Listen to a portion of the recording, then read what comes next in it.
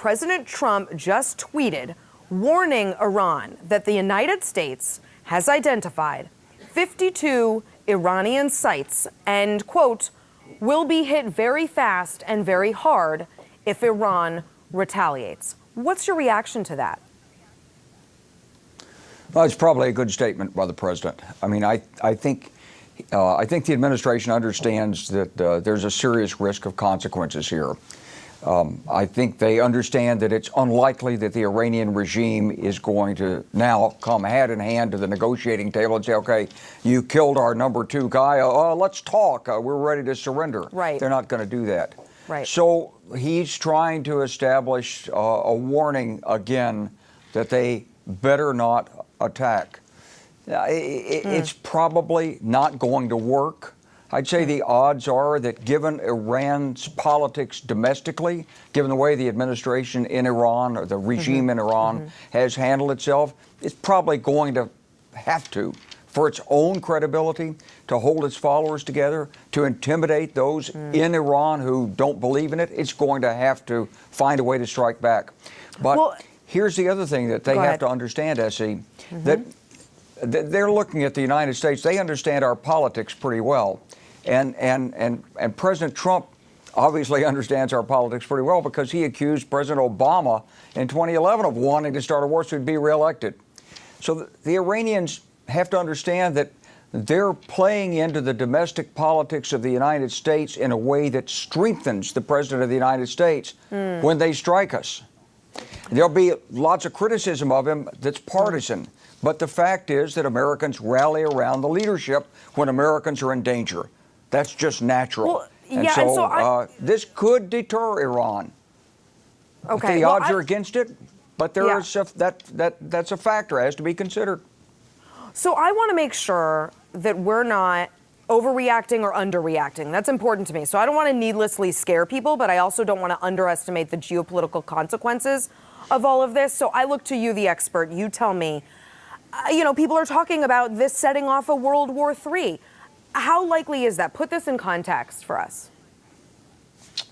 I wouldn't say that this particular act is the trigger that immediately we go to World War III. This act probably takes us to a new phase in our 40-year struggle with Iran because we have been disproportionate in our response. And we've taken out somebody that they really value.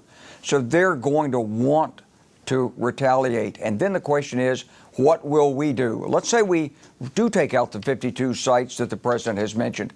What will they do then? And then what will we do in response to that? Because the difference in this operation versus, let's say, the operation that I led in Kosovo 20 some odd years ago is Serbia was a country of 10 million people surrounded by nations that were European and wanted to be part of Europe. They wanted to be part of NATO. Iran is a nation of more than 80 million people. It's too big. It's too diverse. It's too difficult geographically to ever think that the United States is going to go in there and occupy that country. We didn't do very well when we were against a smaller country like Iraq. So we're not going to go in there. So after you pound it and so forth, what are you left with? At best, a failed state. At worst, a state that maybe they do have nuclear weapons. Maybe North Korea is going to give nuclear weapons. Maybe Russia will come to their aid. We don't know how the geopolitics of this could spin out of control. Well, in general, it's too early to say it's a path to war, but it's dangerous. What about Congress? Republicans rightly demanded that Obama seek congressional approval before airstrikes in Syria. Republicans were equally right in their outrage over Obama's extrajudicial killings and secret drone program. Should Congress have been consulted in this case, or is this different? Well, I think that you don't want to, and I know there's been a lot. Foreign policy is a partisan issue, and it's become increasingly partisan over the last 30 years. But here's the nonpartisan view. The President of the United States needs the power to respond when American lives are in jeopardy. Now, he has notified Congress. He's gone through the War Powers Resolution. He had to notify Congress within 48 hours. He's done that. And so we don't want to take that away. But I do think that Congress, congressional leaders should have been consulted, both parties, and at least told what was going to happen so they weren't surprised. That's normal protocol. And so that wasn't done. I think the Intelligence Committee certainly deserved the full briefing of why this was necessary at this time.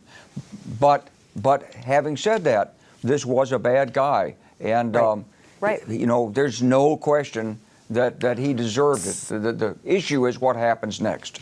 So to that point exactly, this was a bad guy. Is it possible that this action was the correct one, but because this administration's foreign policy has been impulsive, it's been disorganized, it's been imprudent, I think even disastrous at sometimes, that doing this thing that may be correct, but it was dangerous because of who did it?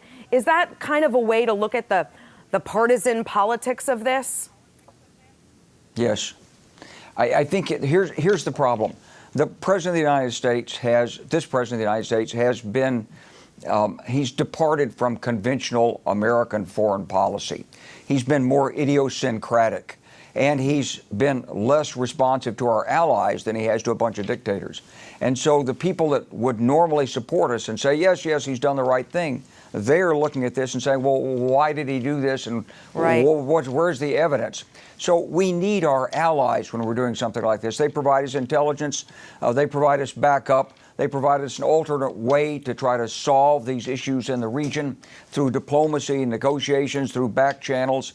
So we don't want to be the Lone Ranger here. And it's possible that when you do overwhelming response, disproportionate response like we did, you'll shock the Iranians so much they jump back and say, oh my God, we have to stop. But there's nothing in the 40-year struggle with Iran that indicates they would do that. Yeah. They're more likely to come back on us.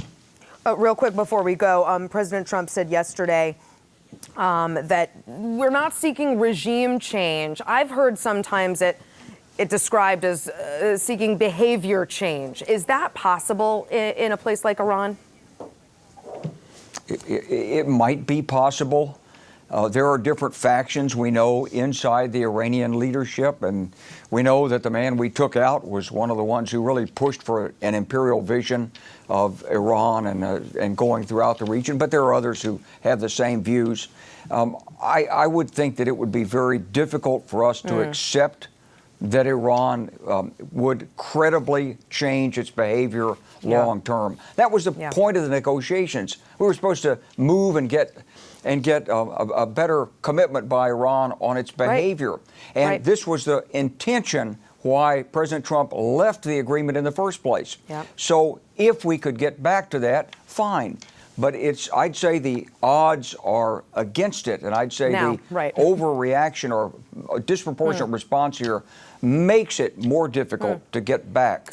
If you believe that there's a core of U.S. interest, then this action may not have taken them. But if you believe that there's a separate set of interests the president has, he's probably on more solid ground, because when the Iranians respond, it's natural that Americans are going to rally against Iran. General Wesley Clark, thanks so much for your time and your insights tonight. Really appreciate it.